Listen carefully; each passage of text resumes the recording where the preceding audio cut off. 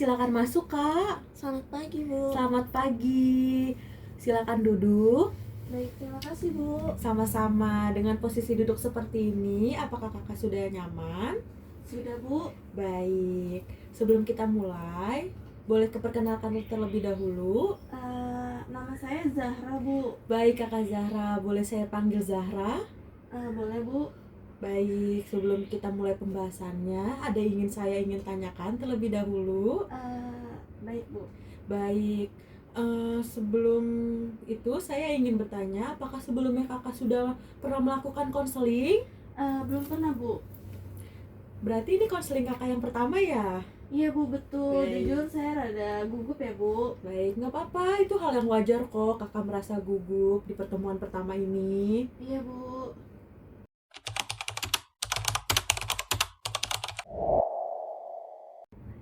Sebelum kita mulai, izinkan saya perkenalkan diri terlebih dahulu. Nama saya Tridamayanti, saya konselor kamu. Informasi apapun tentang cerita kamu itu bersifat rahasia. Jadi kamu gak perlu takut cerita apapun semuanya ke saya. Baik, Bu. Terima kasih sebelumnya. Kamu boleh cerita apa aja. Kadang cerita sedikit aja itu bisa bikin kamu sedikit lebih lega. Jadi kalau boleh tahu, akhir-akhir ini apa yang bisa bikin kamu capek atau stres? Kalau untuk akhir-akhir ini tugas saya yang numpuk secara bebarengan sih, Bu, dan menurut saya itu bikin saya nggak semangat untuk belajar gitu karena saya bingung harus ngerjain yang mana dulu. Baik, aku ngerti banget. Tugas menumpuk itu bisa bikin kamu capek, jadi kamu tenang aja. Kita obrolin ini semuanya pelan-pelan ya. Gak semuanya langsung kita selesaiin hari ini. Paling nanti aku mau sedikit cerita sih tentang keluh kesah aku, tentang keseharian aku yang bikin aku kadang bingung harus ngelakuin apa, dan itu bener-bener aku stuck, kayak aku bingung sama diri aku sendiri. Baik, kalau dari semua permasalahannya, kira-kira permasalahan apa nih yang bikin kamu ngerasa capek akhir-akhir ini? Kalau untuk sekarang ini dari tugas-tugas aku sih kayak PR, terus persiapan ujian akhir, rasanya tuh waktu istirahat tuh hampir nggak ada. Aku tuh kadang bingung sendiri aku harus ngerjain yang mana, bahkan aku tidur pun kayak kerasa nggak enak gitu loh, Bu. Masih banyak yang harus dipikirin, banyak yang harus dikerjain, jadi aku bingung aja. Baik, aku tuh ngerti banget capek terus-terusan itu bikin motivasi belajar kamu itu menurun. Kalau misalnya boleh aku tahu, hal apa nih yang biasanya kamu lakuin kalau kamu lagi ngerasa capek dengan semuanya itu? Biasanya sih aku buat break sebentar, aku tidur sebentar, yang benar-benar sebentar, kadang dengerin musik atau makan cemilan kesukaan, tapi itu tetap aja nggak bisa ngilangin rasa capek aku. Itu tuh pasti kepikiran lagi, dan nggak tahu, pokoknya aku bingung sama diri aku sendiri, makanya aku kesini untuk minta saran sama ibu gimana caranya. Baik, aku paham banget sama apa yang kamu rasain. Kamu nggak usah ngerasa sendiri. Kamu hal yang Lu baca. baik, aku tuh paham banget. Kadang tuh emang capek terus-terusan itu bisa bikin motivasi belajar kamu turun ya. Jadi kalau misalnya aku boleh tahu nih, kalau misalnya kamu lagi ngerasa capek banget, biasanya tuh kamu ngelampiasinnya itu ke hal apa? Karena aku tidur sebentar, terus juga kayak scroll medsos, tapi abis itu malah makin kepikiran tugas-tugas aku tuh, kayak walaupun aku ngelakuin hal yang aku suka, kalau misalnya tugas aku belum kelar tuh kayak masih ngegantung aja gitu loh, jadi aku masih capek banget gitu. Baik, aku paham. Banyak juga kok yang ngerasain hal yang sama seperti kamu. Kalau misalnya nih kita hitung skala dari 1 sampai 10, kira-kira tingkat kestresan kamu tuh ada di angka berapa nih? 8 sampai 9 sih, karena kalau misalnya aku lagi baik-baik aja pun itu masih 7 deh menurut aku. Makanya tuh aku pengen banget nanya ke ibu gimana caranya menyelesaikan masalah gitu loh, masalah yang benar-benar numpuk tapi nggak langsung selesai gitu, maksud aku kayak perlahan atau bertahap. Nah, makanya aku mau tanya sama ibu bagaimana caranya. Oke, wow, kalau kita lihat dari skala kamu yang telah kamu pilih ya, ternyata itu lumayan tinggi ya. Mmm, oke, dari yang saya lihat, skala kamu itu lumayan tinggi. Jadi tujuan kita itu bukan untuk, ngilangin stresnya, tetapi gimana caranya kita pelan-pelan, untuk menghilangkan stres itu. Nah, gimana kita, melakukan itu dengan cara hal-hal kecil terlebih dahulu. Nah, aku tuh penasaran banget, eee, kira-kira kamu tuh, bertahan sejauh ini dan ingin melakukan hal-hal yang, bikin kamu tuh berhasil itu, karena apa ya? Kalau aku sih yang udah pasti ya, pengen nyenengin orang tua, terus juga gimana ya, aku tuh di diri aku sendiri tuh kayak aku nggak mau ketinggalan sama orang lain gitu loh. Bukan dalam hal kayak aku harus setara, tapi itu aku nggak mau ketinggalan gitu orangnya, kayak orang lain bisa aku juga pasti bisa. Nah itu tuh yang bikin aku kayak burn out. Terus ya semua orang kan pasti ada jalannya masing-masing kan, tapi tuh aku selalu terobsesi ke situ gitu loh. Bagus, itu, alasannya itu sangat amat masuk di akal, motivasi kamu sebenarnya itu bagus. Tetapi kalau menurut saya itu cara kamu sedikit, salah. Nah, aku ingin ngasih motivasi, misalnya kamu tuh dengan, beberapa trik yang saya berikan ke kamu. Oke, dengan alasan yang kamu berikan kepada saya, menurut saya itu udah cukup bagus ya buat ningkatin motivasi belajar kamu. Dengan cara kamu ngasih reward, eee, kamu kasih hadiah itu ke diri kamu sendiri, itu bisa buat ningkatin motivasi belajar kamu. Contohnya dengan kayak mungkin, istirahat terlebih dahulu setelah belajar, mungkin kasih jeda, lalu mungkin bisa ditambahin dengan kayak, apa nih makanan yang bisa bikin ningkatin motivasi belajar kamu, mungkin dengan kayak coklat buat balikin mood kamu, mungkin juga ditambah dengan, mungkin dengan tambahan kayak nonton YouTube.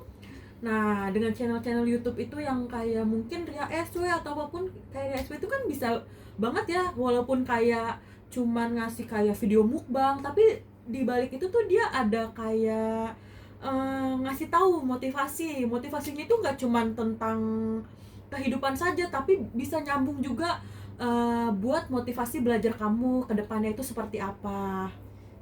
Iya ya, kayaknya seru juga. Nanti saya coba deh caranya gitu, biar bisa nenangin pikiran juga sih. Kalau dipikir-pikir bagus juga sih sarannya. Nah, karena belajar itu bukan dilihat dari seberapa kamu kuat, tetapi dengan, dengan kok nggak apa. Nah, karena belajar itu bukan dilihat dari seberapa kamu itu kuat, dan stres itu tuh bukan berarti kamu lemah, tapi bisa jadi itu dengan, kamu itu tuh cuman butuh istirahat, rest sebentar, rileksin diri kamu.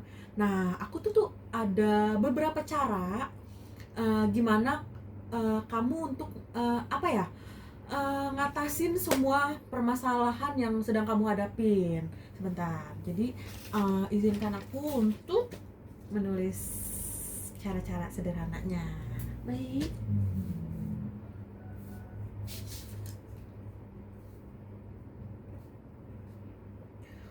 Oke, jadi aku tuh udah nulis beberapa cara sederhana, buat kamu lihat dulu nih, kamu baca gimana cara dari yang udah saya tulis ini. Kira-kira nih, minimal 2 deh, minimal 2 kamu tuh cocoknya itu, ngelakuinnya tuh apa?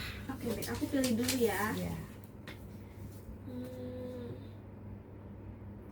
Kayaknya aku bakal pilih belajar 25 menit, istirahat semenit, dan latihan napas buat nenangin diri sih. Karena kan kita selama belajar tuh juga kayak terlalu banyak tekanan gitu kan. Kayaknya itu aja deh. Kalau misalkan kasih reward kecil, itu contohnya kayak apa? Reward kecil kayak misalnya kayak yang tadi sudah aku bilang, kayak misalnya kamu, nonton YouTube channel kesukaan kamu, atau kamu mungkin suka dengerin musik, nah itu kamu bisa ngelakuin itu. Terus kayak mungkin makanan favorit kamu nggak perlu yang mahal, kayak masakan favorit ibu kamu itu bisa juga. Kayaknya aku bakal memilih yang menurut aku bikin nenangin sejenak ya. Seperti yang kayak tarik napas 4 detik, tahan napas 4 detik, lalu buang 4 detik. Kayaknya aku mau coba itu deh. Baik, coba kita lihat. Dari pilihan kamu itu udah lumayan bagus ya. Nah, jadi kita mulai ya relaksasinya ini. Baik, kita mulai teknik relaksasinya ya dengan cara tarik nafas 1, 2, 3, 4, tahan, buang pelan-pelan. Kita ulangi sekali lagi, tarik nafas, tahan, buang pelan-pelan. Oke, dengan teknik seperti ini gimana ya? Apa yang kamu rasain? Aku ngerasa lebih tenang sih. Mungkin kalau misalkan aku lagi di posisi kayak brown out atau aku lagi bener-bener nggak enak pikiran gitu, hal itu bisa aku coba sih walaupun aku lagi dimanapun. Kayak bakal aku coba deh. Nah, dengan teknik itu tuh bisa banget buat kamu ngelakuin kalau misalnya kamu tuh lagi ngerasa stres, capek, atau mungkin kamu ngerasa kayak di dunia ini tuh kayak pasti banget kan kamu pernah banget ngerasain kayak sebenarnya nih kalau pakai bahasa kasarnya ya, sebenarnya nih gua ngelakuin ini tuh buat apa sih? Apa yang gua kejar di dunia ini? Kalau kata Gen Z itu kan seperti itu ya. Nah, ini tuh pas banget kamu ngelakuin teknik itu buat ngerelaksin semuanya itu, biarin kamu bisa kembali normal. Nah, selanjutnya itu tadi kan itu kamu milih yang 25 menit belajar, lalu 5 menit itu kamu istirahat. Nah, dengan waktu 5 menit itu kamu bisa ngelampiasin ya, atau kamu bisa manfaatin itu buat yang tadi saya bilang kayak reward kecil, kayak seperti dengerin lagu atau nonton YouTube atau makanan yang bikin kamu naikin mood lagi. Nah, itu tuh pas banget buat kamu tuh memanfaatkan 5 menit itu, karena nanti dengan cara itu kamu bisa ningkatin lagi motivasi belajar kamu. Nah, dengan itu kamu bisa tuh ngelanjutinnya dengan 25 menit lagi. Dan kalau menurut saya kalau misalnya menurut saya itu 1 jam per hari itu cukup loh. Kadang kamu ngerasa kayak kayaknya 1 jam tuh kurang deh. Itu enggak, karena kamu dengan obses kamu itu tuh bisa malah ningkatin stres kamu. Nah, dengan cara itu kamu bisa loh kayak cukup 1 jam 50 sampai 1 jam lah per hari. Yang penting kamu itu tuh ngelakuinnya itu secara teratur, kayak hari ini belajar walaupun cuma sebentar, besok tapi dilakukan lagi, besok dilakukan lagi, seperti itu. Nah, itu tuh jadi kamu ngejalanin semuanya itu dengan sukarela.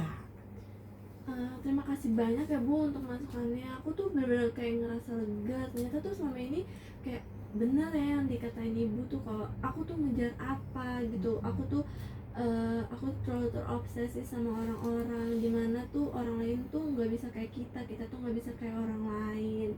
Betul juga sih, kayak aku terlalu maksain diri aku sendiri gitu kan. Buat kedepannya nanti aku bakal lebih coba sih, di saat aku panik atau aku capek, aku bakal ngelakuin hal-hal yang ibu kasih saran ke aku gitu. Untuk selanjutnya kemungkinan kita bisa ketemu lagi ya Bu, banyak hal atau cerita yang mau aku sampein lagi nih ke ibu. Dan sejauh ini aku ngerasa lega sih, aku juga ngerasa plong gitu. Tapi kan ini untuk saat ini, kita nggak tahu ke depannya nanti kayak gimana. Aku juga jadi kayak lebih paham kalau stres itu wajar, dan ternyata ada cara sederhana buat ngatasinnya ya. Nah, aku tuh senang banget sama apa yang kita sudah lakukan ya. Nah, semoga dengan apa yang kita sudah senang banget. Ingat ya, semuanya itu tidak perlu ingin terlihat sempurna, tetapi pelan-pelan saja kamu melakukan ini semuanya. Nah, baik, terima kasih ya Bu, aku benar-benar ngerasa lega, aku benar-benar ngerasa lebih plong gitu loh, dan aku dapat saran, dapat motivasi juga cara aku ngadepin masalahnya. Untuk waktu yang akan datang kemungkinan aku kesini lagi ya Bu, aku mau minta saran lagi nanganin masalah. Ternyata tuh masalah yang aku hadapin tuh nggak cuma aku doang gitu loh yang ngerasain, nggak cuma aku doang yang dikasih cobaan kayak gini. Jadi tuh banyak ya di usia aku yang sekarang tuh sebenarnya kayak hal yang wajar kan Bu, aku ngerasa kayak gini. Terus juga aku ngerasa kayak burn out, aku ngerasa kayak capek, aku ngerasa sendiri. Setelah yang udah ibu kasih tahu ke aku tuh ternyata sebenarnya aku sesimpel itu, tapi cuma cara aku aja yang terlalu berlebihan. Mungkin nanti kita bisa ketemu lagi ya Bu, aku mau banyak ceritain hal-hal yang tentang aku lakuin, yang tentang aku rasain buat nanti ke depannya. Aku nggak mau simpen ini sendirian lagi karena aku tahu ternyata tuh aku nggak secapek ini, aku nggak sesusah ini loh, ternyata ada caranya, ada cara. Untuk kedepannya aku benar-benar berterima kasih banyak loh Bu, aku benar-benar kayak sebelumnya tuh aku kayak ngerasa sungkan gitu loh, aku bingung aku harus nyari konseling tuh kemana gitu. Ternyata tuh aku nemu orang yang cocok, ternyata masalah aku tuh nggak seberat itu, nggak sesusah itu, dan aku tuh nemuin cara-caranya yang sesimpel itu. Ternyata gimana cara kita ngadepin diri kita sendiri tuh, kalau misalnya kita nggak nanya ke orang tuh kita ya berantem sendiri kan sama pikiran kita. Jadi terima kasih banyak ya Bu untuk waktu yang akan datang nantinya. Kemungkinan aku bisa datang ke sini lagi, boleh kan? Boleh, boleh banget. Kalau misalnya kamu butuh, kayak kamu lagi kayak tadi tuh merasa kamu sendiri, kamu capek sama semuanya, kamu bisa banget datang sini. Pintu ini sangat terbuka untuk kamu cerita apapun ke saya. Saya terima kasih banget kamu percaya sama saya, kamu berani cerita ke saya. Karena menurut saya itu nggak gampang loh langsung terbuka dengan orang lain, apalagi kita baru pertama kali bertemu ya. Terima kasih banget. Saya harap kedepannya ini kamu tuh bakal bisa lebih aware lagi sama diri kamu sendiri. Kalau misalnya kamu ngerasa capek sendiri, ingat ada saya dan ada Tuhan. Dan jangan lupa juga ini semua ini kamu bisa lakukan ini karena diri kamu sendiri dan untuk membahagiakan orang tua dan sekitarnya. Semangat, jangan gampang menyerah. Ingat, jalan kamu tuh masih panjang. Kedepannya kamu bakal jadi orang yang bahagia dan bahagia selalu. Baik, terima kasih.